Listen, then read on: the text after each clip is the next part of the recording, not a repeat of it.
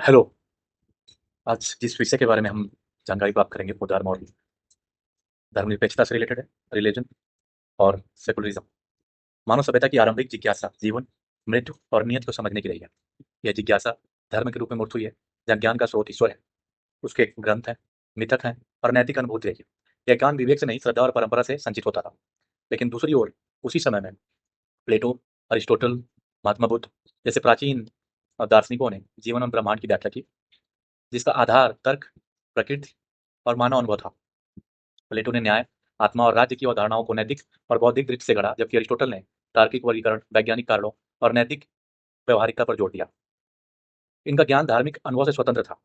ये वही मोड़ था जहाँ धर्म और दर्शन दो अलग अलग रास्तों पर निकल पड़े। रोमन साम्राज्य के ईसाई बनने के बाद ईसाई धर्म ने यूनानी दार्शनिकों को धर्म विरोधी मानकर दबा दिया। मैं अभी पश्चिमी देशों की बात कर रहा हूँ। पश्चिमी देशों में प्लेटो, अरिस्टोटल के बाद से जो उनके ज्ञान तर्क पे आधारित थे, अचानक वो कहाँ गायब हो गए। अचानक में वो सारी जो मानव तर्क पे आधारित स्वतंत्र चेतना थी, वो क्यों उस पूरे के पूरे मिडिल एज के थिंकिंग पैटर्न से नदारद थे। क्या हुआ ऐसा और ये ट्रांजिशन कैसे शेप करता है ह्यूमन सिविलाइजेशन को, और उसके बाद क्या क्या इवेंट्स और इंसिडेंट्स होते हैं, उसके बारे में भी हम जानकारी प्राप्त करेंगे। एक रोमन साम्राज्य के ईसाई बनने के बाद ईसाई धर्म ने यूनानी दार्शनिकों को धर्म विरोधी माना। लाइक अरिस्टोटल, प्लेटो के विचार लगभग 800 साल तक यूरोप में लुप्त रहे। लेकिन इस दौरान इस्लामी दुनिया, विशेषकर बगदाद, कार्डोबा और दमिश्क ने इन ग्रंथों को अरबी में अनुवाद करके सुरक्षित रखा।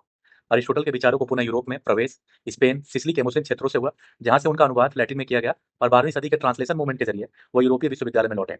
परंतु जो रिलीजन था, सत, जो रिलीजियस सत्ता थी, वो दर्शन को फिर भी स्वतंत्र नहीं होने देती। गैलीलियो ने जब धरती के सूर्य की परिक्रमा करने की बात कही, तो चर्च ने उन्हें न्यायिक प्रक्रिया के तहत गृह कारावास में डाल दिया, मतलब जेल में डाल दिया। और इसी तरह ब्रूनो ने उनके खगोल विज्ञान दृष्टिकोण के लिए उन्हें जिंदा जला दिया गया। इन घटनाओं ने यह स्पष्ट किया कि धार्मिक सत्ता ज्ञान के स्वतंत्र विकास को कितना नियंत्रित कर रही थी। तो सवाल ये उठता है कि धर्मनिरपेक्षता है क्या, इसकी आवश्यकता क्यों पड़ी। धर्म द्वारा दर्शन और विज्ञान पर नियंत्रण ने एक बौद्धिक विद्रोह को, एक रेशनल मूवमेंट को जन्म दिया, जिसको 17वीं और 18वीं सदी में एनलाइटमेंट का एरा यानी प्रबोधन युग के नाम से जाना गया। प्रबोधन युग के थिंकर कौन है? John Locke, Voltaire, Rousseau, Kant जैसे चिंतक। जहां राज्य का उद्देश्य, इन्होंने ये डिस्कार्ड कर दिया कि इसका कोई एक रिलीजियस उद्देश्य है, जबकि राज्य का उद्देश्य व्यक्तिगत स्वतंत्रता, विवेक और न्याय की रक्षा करना है, जो ह्यूमन रीजनिंग पे आधारित हो। धर्मनिरपेक्षता का विचार भी यहीं से जन्मा, ना केवल धार्मिक तानाशाही से मुक्ति के लिए, बल्कि विविधता मतलब प्लूरलिज्म और तार्किक नैतिकता पर आधारित राज्य के निर्माण के लिए। संक्षेप में अगर ये समझा जाए, जब पूरी दुनिया मिडिल ईस्ट, स्पेशली यूरोप, जब मिडिल ईस्ट एज से गुजर रहा है, जहाँ पे चर्च का टोटल कंट्रोल है इंसान के जीवन, उसके सामाजिक राजनीतिक जीवन में चर्च जो निर्धारित करता है वो सबको मानना होता है। अगर कोई चीज चर्च की नजर में गलत है तो जीवन भर आप पनिश किए जाएंगे। पनिशमेंट के रूप में चर्च आपसे जिस तरह के भी दंड की उम्मीद करता है वो आपको करना ही पड़ेगा। यू आर ऑब्लिगेटेड, आपके पास कोई विकल्प नहीं था। ठीक है। तो सबसे पहला जो विद्रोह होता है वो मार्टिन लूथर किंग, जो प्रोटेस्टेंट रिफॉर्म है 16वीं सदी में, वो होता है। एंड देन एक और incident which is very important to understand कि 1618 से 1648 के बीच में चर्च और राज्य के बीच में एक युद्ध हुआ, जिसे वेस्टफेलियन ट्रीटी के रूप में जिसकी पलटी हुई। और वेस्टफेलियन ट्रीटी में यह निर्धारित किया गया कि जो चर्च का रोल है वो मनुष्य के जीवन में उसका रोल लिमिटेड रहेगा। वहीं से राज्य जो है एक स्वतंत्र, एक सेपरेट एंटिटी के रूप में उभरता है, जिसे एक सेकुलर, एक धर्मनिरपेक्ष सोच की नींव पड़ती है। जैसा कि मैं पहले बता चुका हूँ, वोल्टेयर, कांट और जॉन लॉक और रूसो, इन सब चिंतकों का इसमें महत्वपूर्ण योगदान है। थॉमस हॉब्स, जिन्होंने चर्च को पॉलिटिकल अफेयर्स और सोशल अफेयर से दूर रखने की वकालत की। इसी को वेस्टर्न फिलोसफी में लाइक राज्य और चर्च के मध्य विवाद और कैसे राज्य को कंप्लीटली चर्च से अलग कर दिया गया, उस तरह से देखा गया। मतलब अगर पाश्चात्य सभ्यता के सेकुलरिज्म को आपको डिफाइन करना हो तो सिंपली आप ये कहेंगे कि चर्च और राज्य का कहीं से भी कोई लिंक नहीं है, दोनों का कंप्लीटली अलग डोमेन है, कंप्लीटली सेपरेट डोमेन है। तो फिर इंडियन सेकुलरिज्म, भारतीय धर्मनिरपेक्षता अलग कैसे है? क्या ये भी वेस्टर्न सेकुलरिज्म के नोशन को मानता है, या फिर ये थोड़ा डिफरेंट है? जैसे पश्चिमी धर्मनिरपेक्षता मुख्यतः ईसाई सत्ता, मतलब जो क्रिश्चियन अथॉरिटी थी या क्रिश्चियन जो स्टेट था या चर्च का जो डोमिनेंस था उसके विरुद्ध में थी। इसलिए वहाँ राज्य और धर्म के स्ट्रिक्ट सेपरेशन की बात हुई, मतलब कंप्लीट सेपरेशन। लेकिन भारत में परिदृश्य अलग था। ऐसा क्यों? क्योंकि भारत हमेशा से प्लुरलिस्ट कंट्री रहा है। यहाँ हमेशा से मल्टी कल्चरल चीजें रही हैं। मल्टी कल्चरल कल्चरल एक आइडिया के रूप में एक मॉडर्न कॉन्सेप्ट है, बट एक एक रहने के लिहाज से भारत हमेशा से विविधताओं से भरा देश रहा है। बुद्धिज्म, जैनिज्म हिंदुइज्म, और उसके बाद भी यूनानी आक्रमण के बाद यूनानी बहुत तरह के sects, again within Hinduism there are many sect which coexisted, जिनका कंप्लीटली लाइक फिलॉसफी अलग थी, बिलीफ अलग था, but they coexisted. And that is why Bharat का जो सेकुलरिज्म है बिल्कुल अलग था। भारत के जब संविधान निर्माताओं ने इसे समझा कि भारत को हम completely western model of secularism के कॉन्टेक्स्ट में नहीं देख सकते, तो उन्होंने एक ऐसा मॉडल अपनाया जिसे राज किसी धर्म को ना प्रोत्साहन देगा ना ही दमन करेगा, परंतु जब न्याय और समानता की बात आएगी तो सभी धर्मों के मामलों में कभी हस्तक्षेप नहीं करेगा। इसे ही सिद्धांत लाइक प्रिंसिपल डिस्टेंस थियरी भी कहते हैं, जो राजीव भार्गवत द्वारा दिया गया। इसके उदाहरण क्या है, कैसे समझेंगे कि राज्य जो है इस तरह के नियम को फॉलो कर रहा है या नहीं। जैसे आप एग्जाम्पल है हिंदू कोड बिल 1955, जिसमें विवाह, उत्तराधिकार और स्त्री अधिकारों में सुधार किया गया। मतलब पहले धार्मिक नियम के आधार पे जो विधवा पुनर्विवाह है वो पॉसिबल नहीं था, क्योंकि धर्म इसको रिस्ट्रिक्ट करता है। बट जब हिंदू कोड बिल आता है 1955 में इंडियन कॉन्स्टिट्यूशन में, जब इंट्रोड्यूस किया गया डॉक्टर अम्बेडकर के द्वारा, तो उसका शुरुआती विरोध हुआ, फिर धीरे धीरे 4 भागों में वो पारित हुआ, और वो अभी रिसेंट 15-20 साल पहले भी उसके कुछ नियम पास किए गए। तो वो धार्मिक लिहाज से गलत था, धार्मिक धार्मिक मान्यताएं उसको इजाजत नहीं देती थी।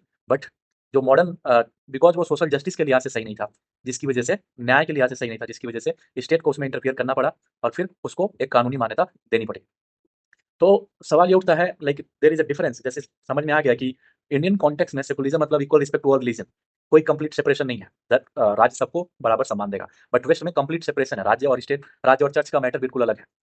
तो सवाल अब ये उठता है कि आज के समय में जहाँ पे लाइक 100 साल पहले, 100 150 साल पहले जब एनलाइटमेंट का युग हुआ, उसके बाद से वेस्टर्न कंट्रीज में सेकुलर पार्टियों का उदय हुआ, सेकुलर राजनीति हुई, धर्मनिरपेक्ष धर्म के आधार पे राजनीति को साइड कर दिया गया, डेवलपमेंट की बात हुई, प्रोग्रेस की बात हुई, एनलाइटमेंट की बात हुई, और लोगों के जब मानव चिंतन के केंद्र में आता है तो इंसानों की बात होना स्टार्ट हुई, उनके इश्यूज के बारे में बात हुई, जिसका रिजल्ट ये हुआ कि सेकुलर पार्टियों का उदय हुआ।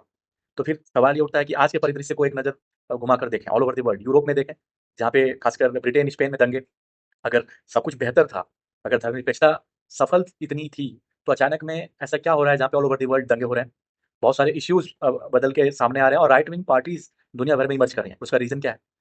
तो मेरे हिसाब से एक भावनात्मक जुड़ाव की कमी। मॉडरेट पार्टियां या पार्टियां जो प्रोग्रेस को लेकर चलती हैं, तर्क को लेकर चलती हैं, रीजनिंग को लेकर चलती हैं, वो कहीं ना कहीं एक जो विकास की भाषा बोलने वाली पार्टी और जनता जो जनता होती है, जो पब्लिक होती है, पब्लिक केवल और केवल विकास की बात पे लगातार, आप you can not attract your voters. कई बार आपको आइडेंटिटी की बात करनी होती है, कई बार आपको उनके प्राइड की बात करनी होती है, और उनके कल्चरल सिक्योरिटी की बात करनी होती है, जिसमें जो प्रोग्रेसिव पार्टियां हैं कहीं ना कहीं विफल रही हैं, और जिसमें राइट विंग पार्टियां उसमें काफी ज्यादा सक्सेसफुल रही। जैसे मैं एक और थिंकर को मेंशन करना चाहूंगा, like there is a scholar named Adorno. उनका आइडिया है कल्चर इंडस्ट्री का, जिसमें वो ये कहते हैं कि मॉडर्न कैपिटलिज्म के साथ प्रॉब्लम ये है कि कैपिटलिज्म एंटरटेनमेंट को और बहुत सारी चीज़ों को कल्चर इंडस्ट्री के थ्रू, एंटरटेनमेंट के साधनों के थ्रू ऐसी चीज़ें प्रमोट करता है जिसमें इंसान की सोचने की क्षमता छीन हो जाती है, ठीक है? और वो उसका जो भावनात्मक पक्ष है, वो हावी हो जाता है। एग्ज़ाम्पल लें, कोई भी आप राष्ट्रवादी मूवी देख लें, जब आप उसे सिनेमा हॉल में बैठ के देखते हैं, तो आपको ये प्रतीत होता है कि कितना लाइक आप एकदम से भावनाओं में डूब जाते हैं। तो वो वाला जो वो एस्पेक्ट है, दैट हैज़ बीन एक्चुअली आप ये कह सकते हैं exploited bye right wing parties. जो भावनात्मक एस्पेक्ट है इंसान के जीवन का, वो दक्षिणपंथी पार्टियाँ उसमें काफ़ी कारगर रही हैं, और जहाँ पे लेफ्ट लीनिएंट या फिर प्रोग्रेसिव पार्टियाँ पूरी तरह से विफल रहीं। आर्थिक असमानता भी एक रीज़न है। जैसे वैश्वीकरण और निजीकरण ने आर्थिक असमानता को बढ़ाया है। जैसे मॉडरेट पार्टियों ने क्या हुआ, इसका कोई नैतिक उत्तर नहीं है। इसकी वजह से लोगों को अगर आप आइडेंटिटी पॉलिटिक्स से जोड़ के या कल्चरल पॉलिटिक्स से जोड़ के आप ये बोलेंगे कि यही रीज़न है कि इकोनॉमिक इनइक्वालिटी और बेरोज़गारी है। इस वजह से भी लोग राइट विंग पार्टियों की तरफ जा रहे हैं, क्योंकि ये इन मुद्दों को एक कल्चरल एस्पेक्ट से जोड़ के लोगों के गुस्से को चैनलाइज़ करने में माहिर है।